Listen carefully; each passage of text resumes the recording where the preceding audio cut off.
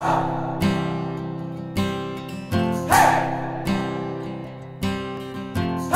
been trying to do it right. I've been living a lonely life.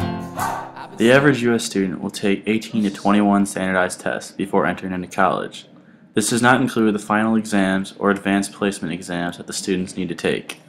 However, the standardized test was just recently introduced into the education system. In 1845, a man named Horace Mann encouraged American public schools to begin testing students on their knowledge of geography, spelling, and math. In 1909, American schools adopted the Thorndike handwriting test. Finally, in 1914, Frederick Kelly invented the multiple choice test. What a brilliant man. By the 1950s, the U.S. had fully integrated the standardized test. Every student took 3 of these tests before graduating. In fact, it wasn't until 1941 that colleges began using the SATs as a part of the application process. It was in 1957 when the Russians launched Sputnik into space. Americans were surprised and discouraged that the Russians had beaten them to space. This is probably the primary reason for the raised standards in the U.S. In 1983, officials noticed a tremendous drop in public school standardized test scores. This resulted in a slow but steady decline of America's position in the global education competition. Then, in 2002, to remedy this, President Bush signed the No Child Left Behind Act. This act required every public school student to take a standardized test each year. If a school's scores continue to be below the standard, the school will lose federal funding.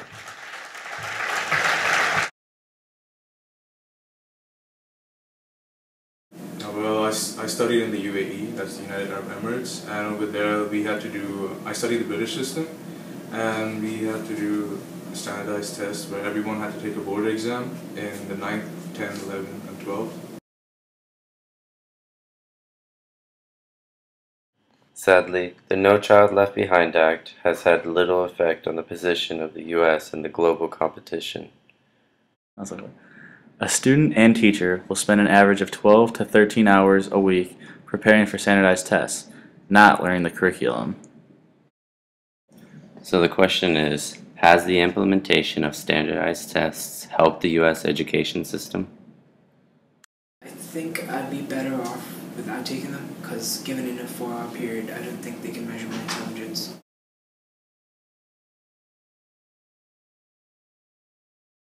So what are we to do? We are still in the same place we were in 30 years ago. Even after millions of dollars are poured into these so-called remedies, students are still failing to meet standards, failing to go to college, and failing to escape the poverty level. This is all due to the lack of education.